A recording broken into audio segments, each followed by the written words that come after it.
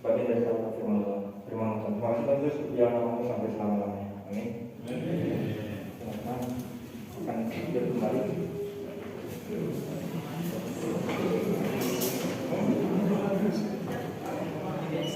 Sebelum kita mendengar firman Tuhan yang dibawakan oleh Pak Bapak Pendeta, mari kita bernyanyi kalian tanah kering.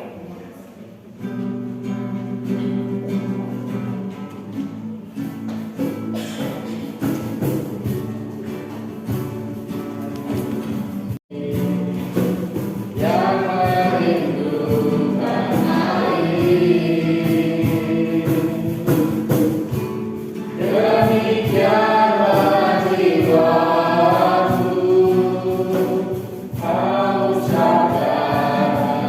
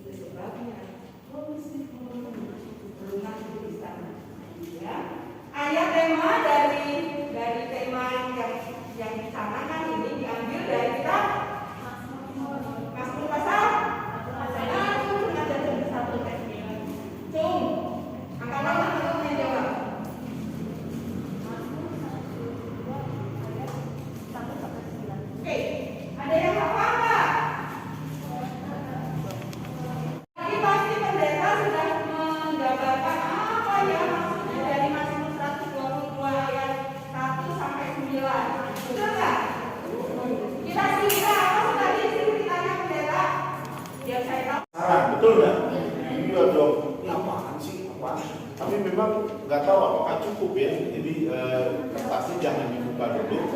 Tapi kalian saya akan kasih tugas sedikit. Nanti kalian akan boleh buka setelah kalian mengerjakan tugas yang saya berikan. Sudah dapat semua? Sudah ya, nggak boleh dibuka dulu ya, pesan sponsornya gitu. Nggak boleh dibuka dulu, boleh dipegang. Dan kita bersama-sama kalau sudah dapat semua, kita akan berdoa memohon bimbingan Tuhan terlebih dulu. Kalau sudah dapat semua, saya menunggu. Sudah dapat. Ya, mari kita berdoa bersama-sama.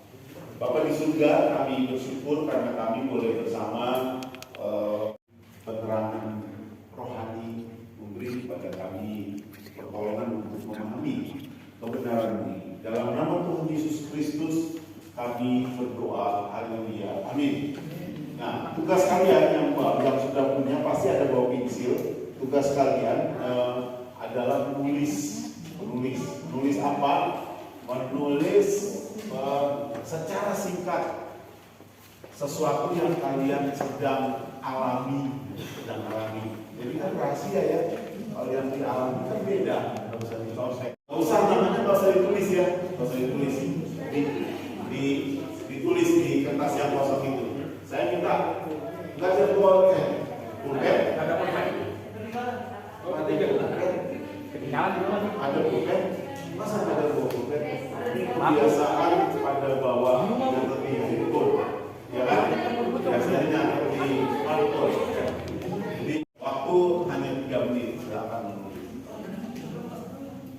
Nggak boleh dibuka, bukanya nanti. Tulisnya di situ ya, yang kosong. Sudah? Ayo sama tulis. Apa tadi? Pengalaman yang dialami.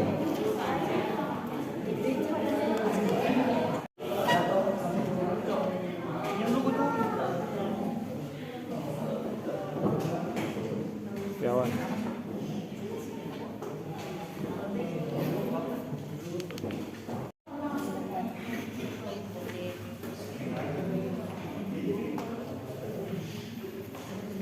Namanya nggak usah kalian tulis pengalaman yang saya tadi sebutkan. Silakan.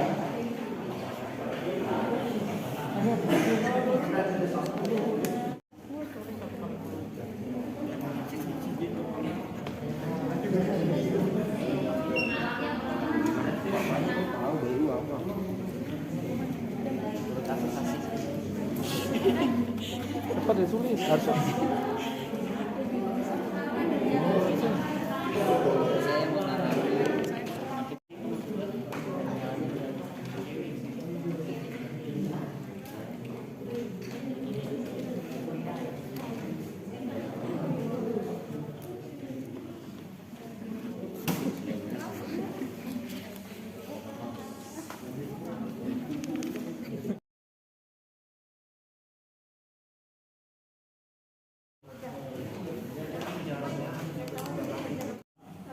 Tantangan remaja itu usia SMP sampai kira-kira semester 3 ya, 3 atau 4 di perguruan tinggi. Jadi kalian ini boleh dalam kategori remaja. 5 tantangan terbesar remaja pada hari ini ya. Tantangan nomor 1 apa? Mau baca? Siapa namamu?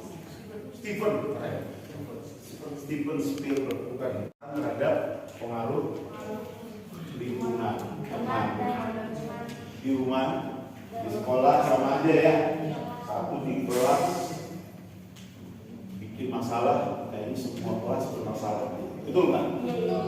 Aku ya kan pasti begitu. Satu masalah biasanya semua masalah. Jadi pengaruh. Yang kedua, bagian kedua. Nah, nomor 1 itu pengaruh buruk di lingkungan rumah maupun di lingkungan sekolah atau lingkungan apapun. Adakah yang kalian menulis sesuatu yang persis milik tentang kecanduan gadget kecanduan yang bersifat merusak? Kalau dulu waktu saya remaja, kecanduan itu ya misalnya sampai sekarang itu masih hangus demi ambil HP-nya. Itu kecanduan nggak? Iya, itu ekstrimnya.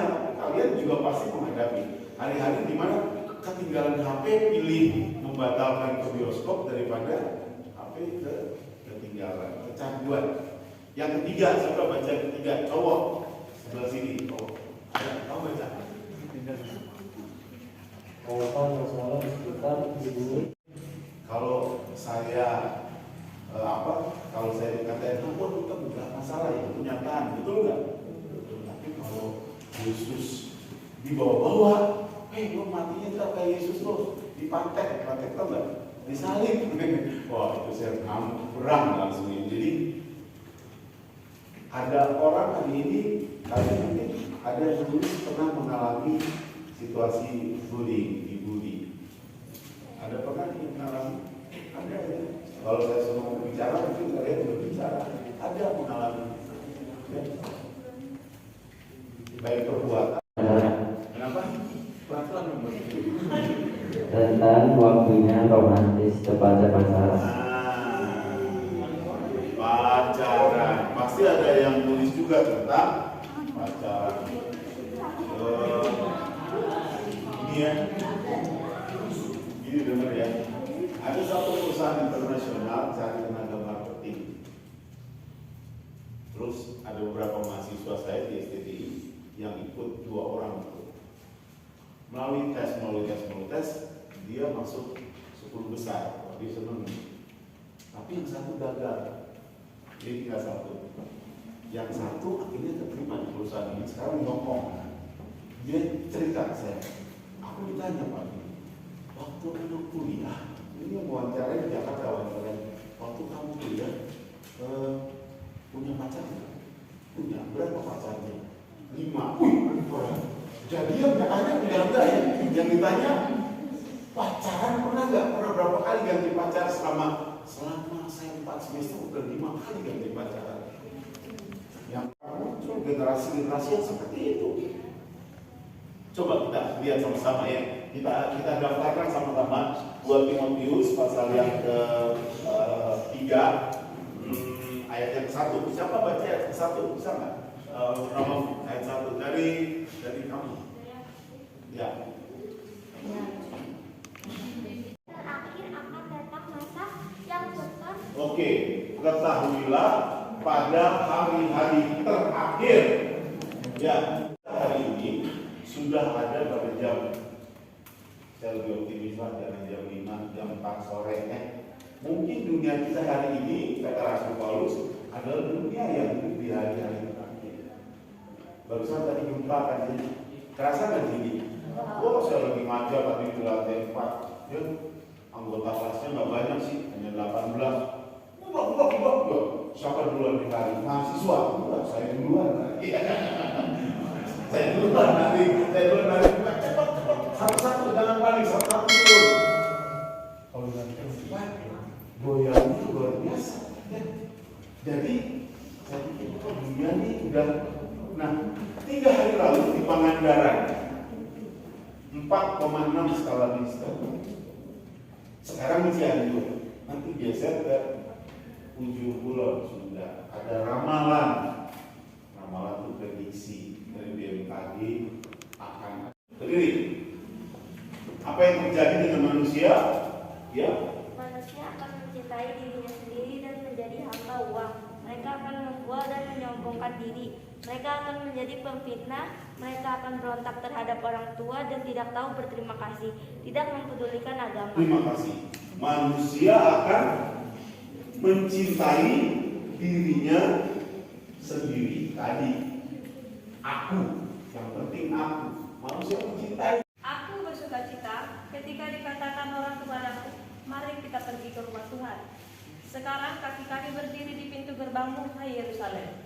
Hai Yerusalem yang telah didirikan sebagai kota yang bersambung rapat, kemana suku-suku berziarah, yakni suku-suku Tuhan untuk bersyukur kepada nama Tuhan. Amin. Sesuai dengan peraturan. Sampai situ aja. Terima kasih. Ibu tolong ulangi ayat 1 nih. Aku bersukacita ketika dikatakan orang kepadaku, mari kita pergi ke rumah Tuhan. Terima kasih. Bahasa Jerman, terima kasih. Mau lihat ya? Ya, aku bersuka cita ketika dikatakan orang kepadaku, marilah kita ke berumah. Saya ingin kalian ingat 3 hal ini yang penting. Ya, 3 hal ini. Itu hal yang ketiga. Ada 3 kesadaran. Ada 3 kesadaran yang harus tertanam di otak kalian. Saya termasuk orang yang tidak terlalu saya ada laptop sendiri, kecuali kuliah ya. Kalau diskusi sama ini kita lebih suka diskusi yang terbuka. Saya jarang pakai alat-alat ini, terus kalian nonton ya, terus kalian dibombardir satu arah, kayaknya bagus, canggih alatnya, kadang nggak menolong. Saya mau lihat wajah-wajah kalian, wajah-wajah satu kelihatan loh, gurunya cantik-cantik, ya, cakep-cakep pak gurunya. Siswanya juga baik-baik, tampaknya wajahnya kelihatan. Coba kalau saya pakai alat itu, semuanya lihat ke sana. Saya jadi kayak kucing yang cuma kedengeran suaranya. Kayak begini saya senang bisa diskusi dengan kalian. Coba ingat, kita hafal di dalam kepala kita 3 kesadaran ini. Kesadaran akan panggilan. Coba kita sebutkan. Kesadaran akan panggilan. Kesadaran sebagai gambar Allah, kesadaran sebagai gambar Allah, kesadaran akan rumah Allah, kesadaran akan rumah Allah, kesadaran akan panggilan, kesadaran akan gambar Allah dalam diri kita, dan kesadaran akan rumah Allah. Dia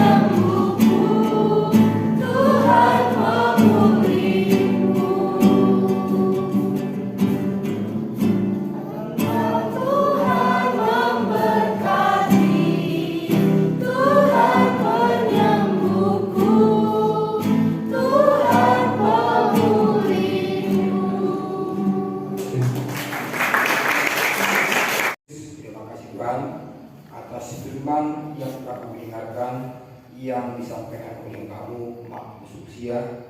Biarlah firman itu tertanam dan terukir dalam hidup kami, sehingga kami mampu merefleksikannya dalam hidup kami sehari-hari. Sebentar lagi kami akan beristirahat dan berkati setiap kegiatan kami selanjutnya, dan kami akan istirahat sejenak dan makan minum, berkati segala makanan dan minuman tersebut sehingga kami mampu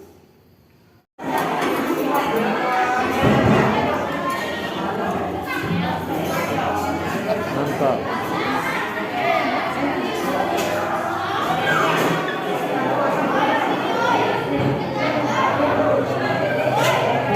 Kamu sana. Kamu sana. Sana.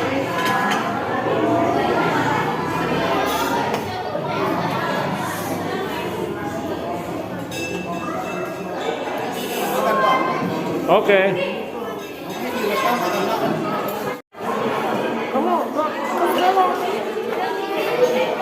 hah?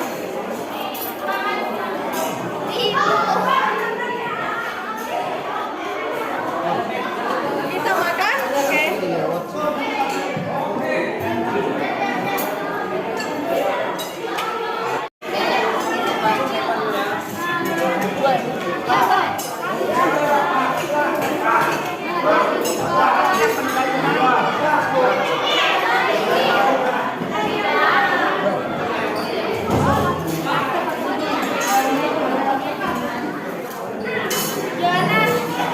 Jin.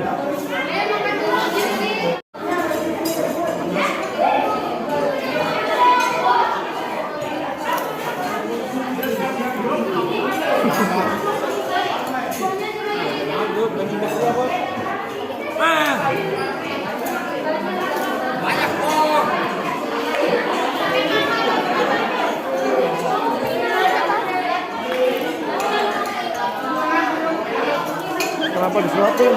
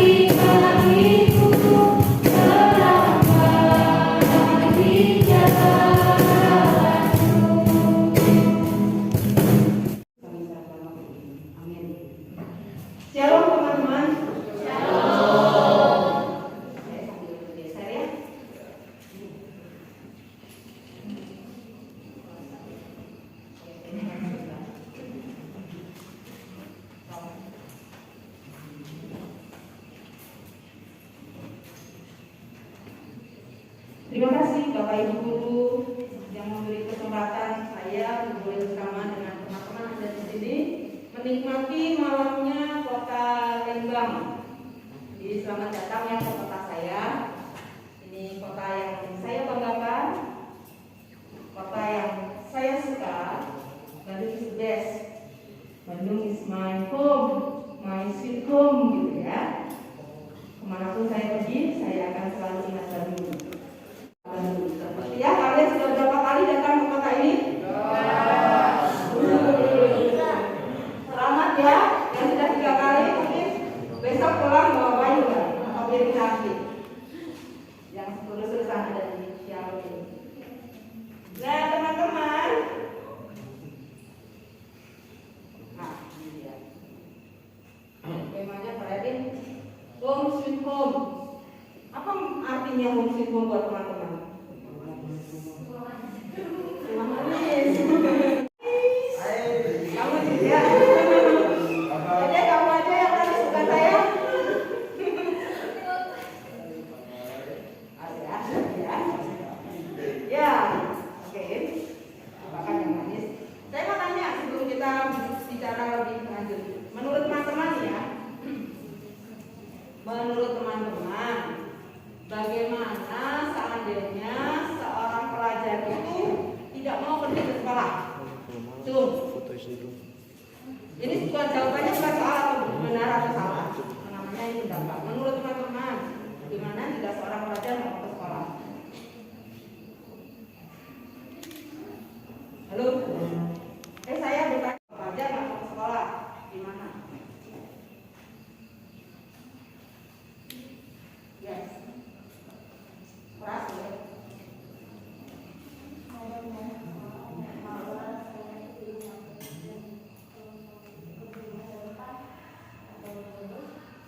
Oke, mungkin memang pada dasarnya malas, nggak punya masa depan, memang nggak niat ya. Oke, terima kasih ya. Sesuatu yang manis, kan kita mau ngerti yang manis. Oke, ada lagi. Menurut, masih sama pertanyaannya. Kalau seorang pelajar nggak mau ke sekolah, gimana?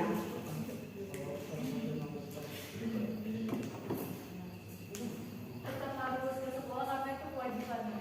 Tetap harus ke sekolah karena itu kewajibannya. Oke, pertanyaan kedua, sorry ya, cuma tidak menghargai gimana? Oke ya. Bagaimana menurut pendapat teman-teman seandainya seorang warga negara tapi nggak mau bayar pajak atau nggak mau menggunakan hak pilihnya?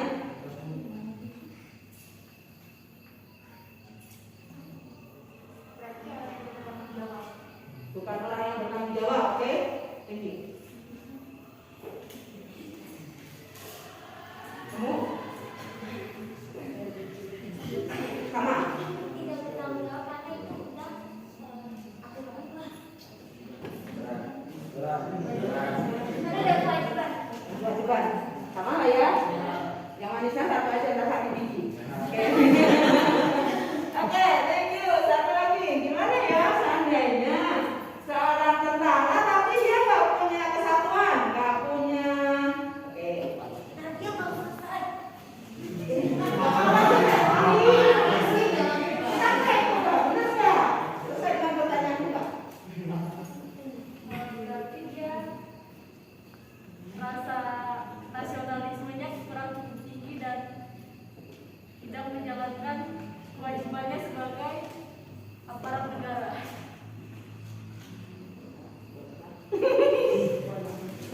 Satu lagi apa? Gimana seandainya seorang tentara, seorang sergadu nggak punya pasukan, nggak punya kesatuan? Jawabannya mana sih? Cowoknya dong? Gue pengen dengar suara cowoknya. Ya, posisi. Mana? Nah, jawab. Iya. Ini bukan salah benar atau salah, orang pendapat ya apa aja boleh. Menurut lu?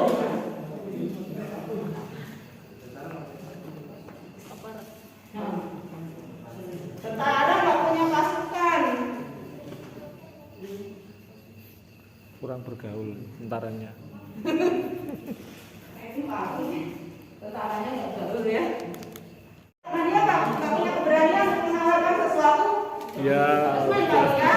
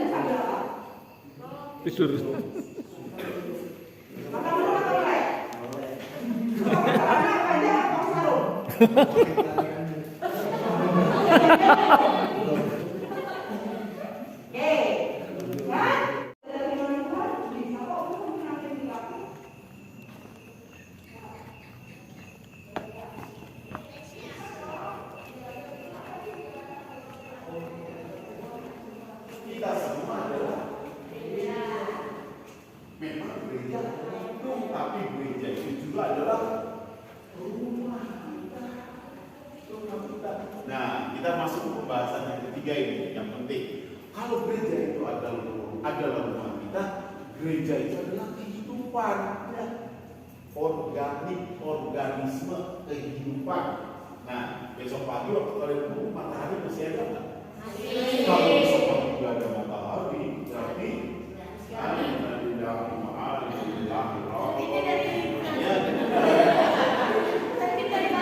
terbit dari timur matahari.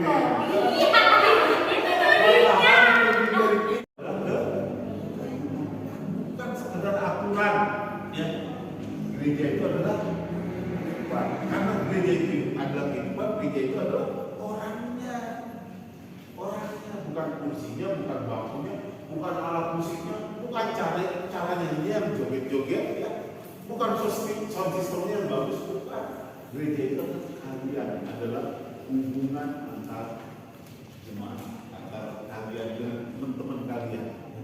Di dalam gereja itu ada yang tidak sempurna. Jadi gereja itu adalah persekutuan orang-orang percaya yang dipilih oleh Tuhan, ditetapkan untuk memberitakan Tuhan Yesus kepada dunia.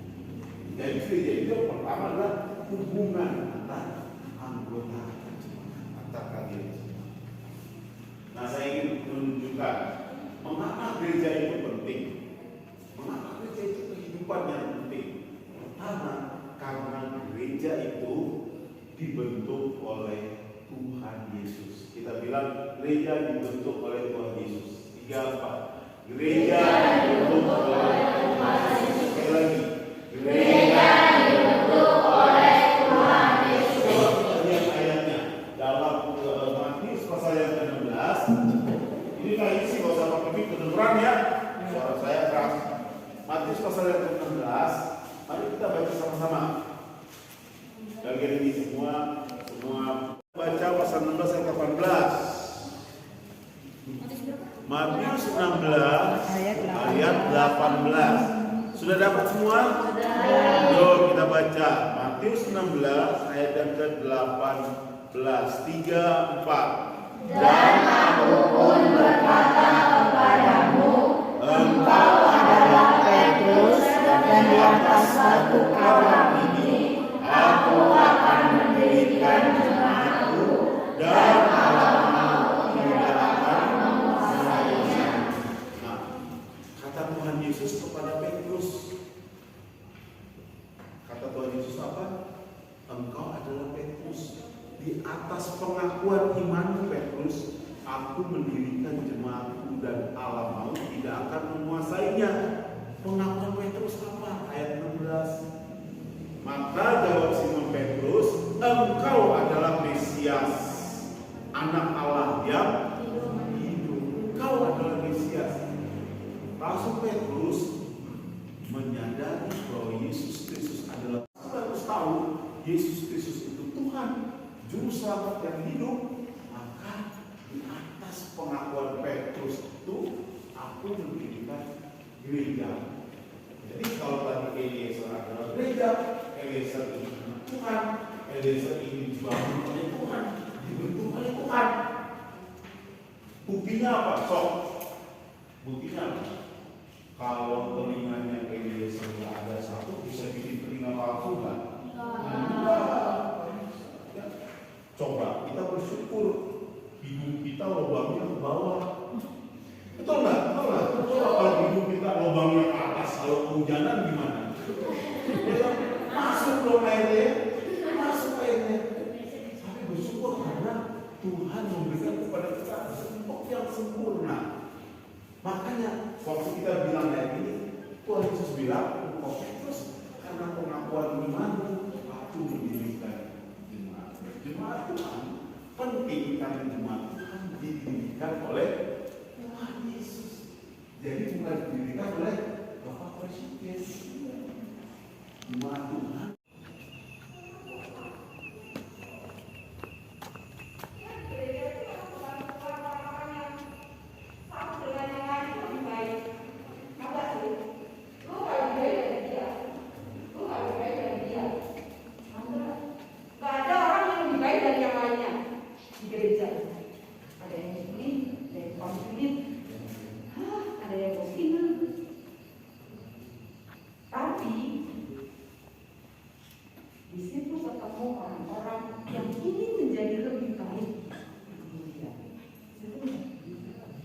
Melalui ibadah bersama-sama, kita bisa membangun satu dengan yang lain. Melalui ibadah ketemu bersama-sama, kita bisa ngerti apa sih yang menjadi maunya dia, apa yang menjadi mau saya. Mungkin aku orang bertanya, bisa online loh, tapi lagi marah kok di mana-mana online. Yes, sih, bisa online. Tapi nasihat tadi juga. Janganlah kita menjauhkan diri dari pertemuan-pertemuan ibadah Tuhan, supaya kita bisa saling membagikan kasih secara nyata. Kalau kita punya masalah, kita nggak ketemu, nggak punya satu komunitas, kita bisa nggak sih kita didoakan yang secara online tadi?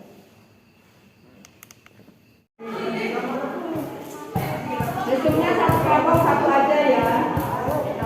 Kelompok satu udah sampai berapa lama? Satu kelompok itu. Bakar. Coba aku bertanya tadi. Pak. Aku tadi dulu.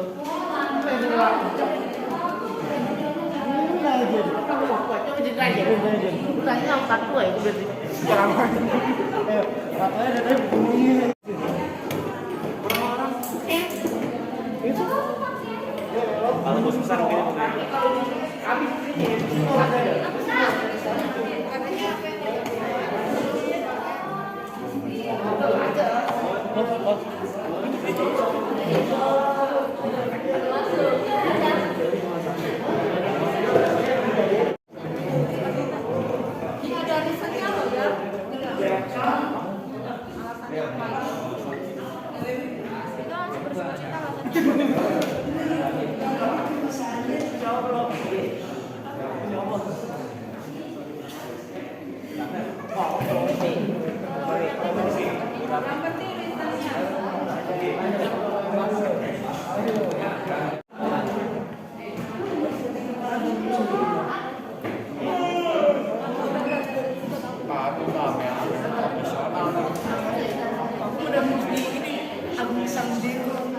diskusi.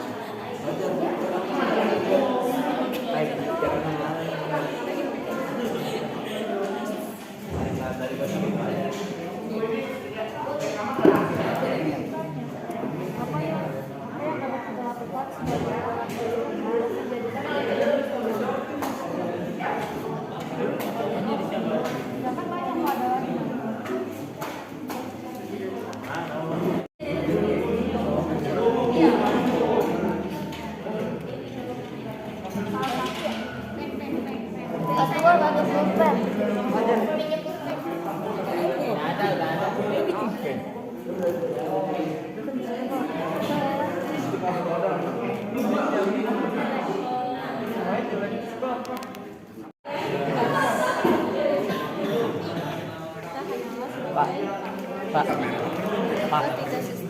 Pas saya nggak disoalkan Pak.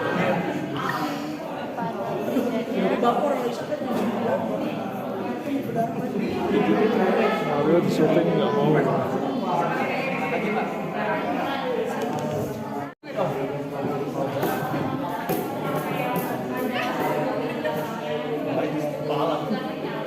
Apa sih Jeff? Ini barang dulu Mbak. Ini kacau.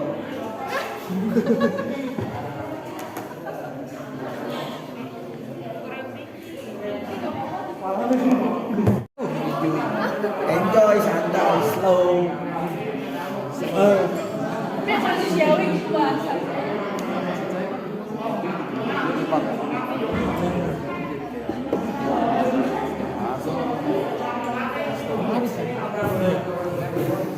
Pak, saya nge-vlog sini Pak.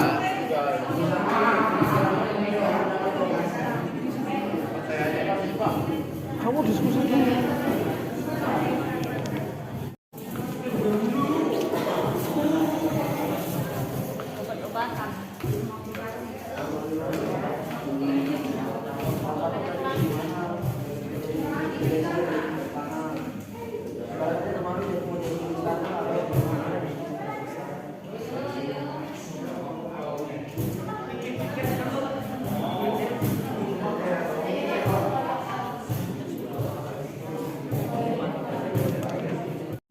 Alasannya adalah gereja akan seru dan asik jika ada bersosialisasi dalam persekutuan yang ada di dalam gereja-gereja. Yang kedua, lebih enjoy di dalam gerejanya, terutama di dalam aktivitas dalam gereja-gerejanya. Itu hasil dari perundingan yang sekian lama panjang ya? Habis kok. Ambil bukan aja. Oke, jadi ya. Kalau di gereja kita sendiri kita bebas melakukan apapun yang kita bisa lakukan seperti pelayanan, tetapi jika kita tidak setia kepada gereja kita sendiri, kita hanya tinggal sebagai tamu yang tidak bisa melakukan apapun tanpa persetujuan tuan rumahnya.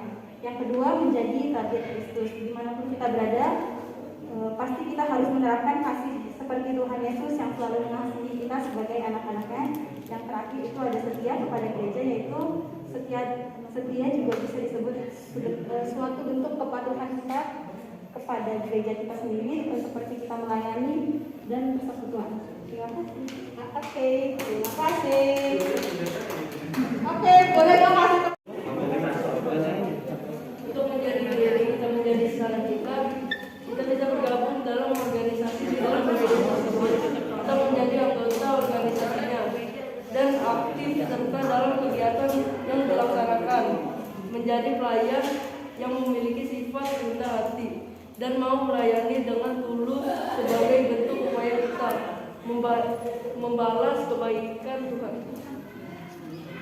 Sudah? Itu sesuatu yang sudah dilakukan atau ingin dilakukan? Sudah dilakukan. Dan akan terus dilakukan atau ya sudah cukup karena sudah dilakukan? Akan terus dilakukan. Oke, thank you. Jadi di sini kan pertanyaannya kan apa yang dilakukan oleh Presiden tentang kaum vital. Jadi kaum vital itu apa ya? Apa yang paling nyaman bagi seorang Sorry, tunggu sebentar. Kan ini jawaban ini, hasil diskusi ini bisa juga dari masukan buat yang lain dong, betul ya? Jadi tolong caranya agak jelas supaya teman yang lain nggak usah dulu, nggak akan mudah. Tenang weh, tenang ya.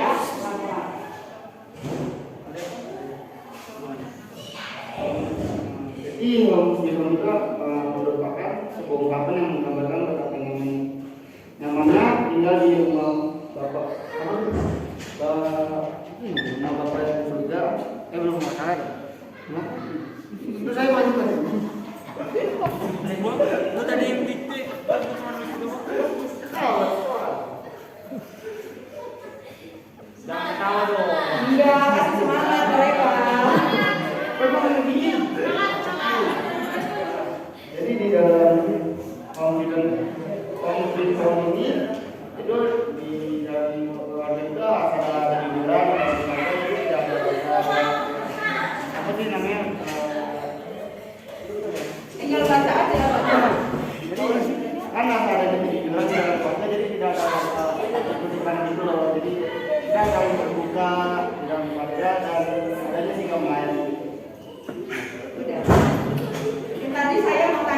ya. Untuk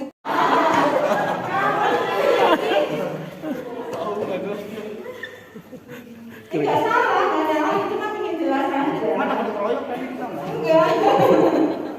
Maksudnya Maksud kalian apa dari itu tadi pernyataannya itu? Oh, nyawanya baru pukul, kayak yang sudah pukul nyawanya. Enggak, tadi kan diskusinya baru merah. Apa tadi maksudnya? Cuciin. Ya, ibu nggak nyalahin loh ya. Cuma pengen tahu jelasnya gimana. awal misalnya dikit. Apa maksudnya?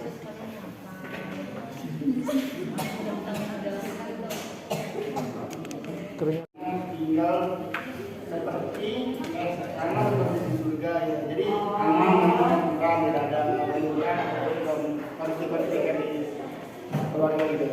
Oke, terima kasih ya. Jadi sampai keringetan udah, maaf ya. Kalian lagi mau masuk ya? Jikalau kamu orang Kristen, apa yang kamu lakukan untuk membuat home sweet home? Yang pertama ada saling mengasihi, yang artinya kita sama harus bisa memanusiakan manusia, yang artinya tidak membuli teman, saling mengedukasi, saling mengasihi, dan saling menyayangi. Yang kedua ada melakukan pelayanan. Kita sebagai orang Kristen jangan hanya mengharapkan pelayanan dari gereja, melainkan kita sebagai pelayan atau melayani juga. Yang ketiga yaitu bersukacita. Jika kita melayani dengan sukacita, maka orang yang kita layani pun akan jauh lebih bersemangat untuk melayani Tuhan. Yang keempat, berdamai. Jika sesama orang Kristen, kita sesama orang Kristen harus bisa saling mengasihi, rukun, tidak membeda-bedakan ras atau golongan. Yang kelima ada tulus. Kita sebagai orang Kristen jika memberi sesuatu terhadap orang yang tidak mampu, kita harus memberikannya dengan tulus dan tidak mengharapkan imbalan apapun.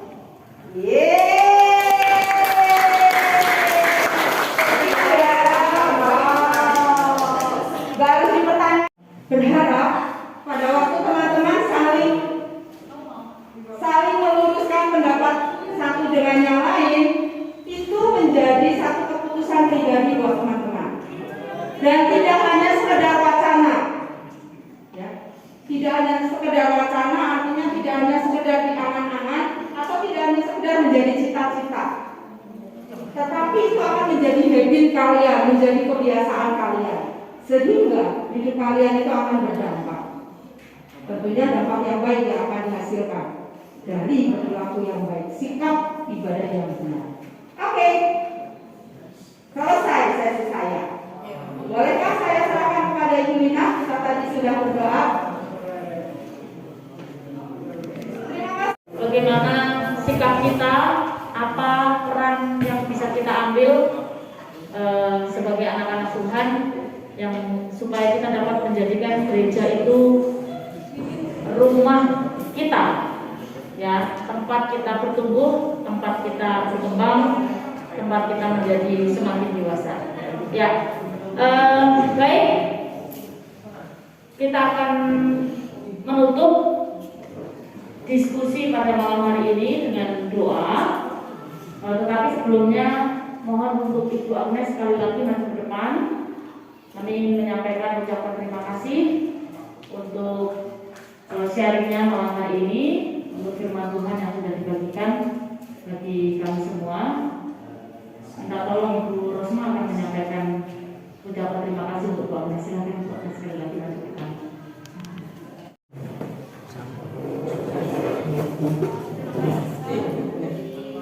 Ya, berikan aplaus untuk Bu Agnes dalam semua pelayanan ini untuk Tuhan dan menjadi ingatkan yang baik bagi kita anak-anak semua supaya semakin setia mengikut Tuhan dan juga menjadi anggota gereja yang taat, yang setia, yang penuh dengan komitmen.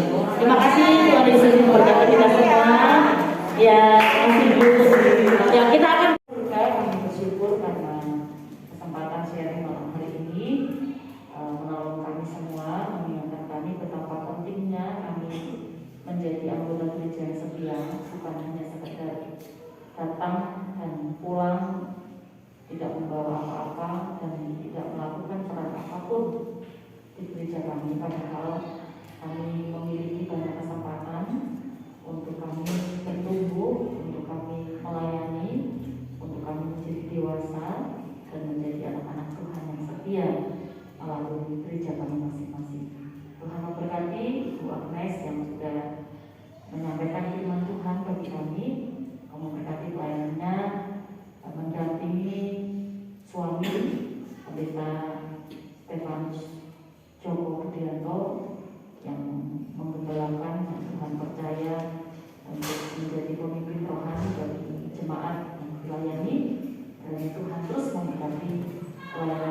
ini bisa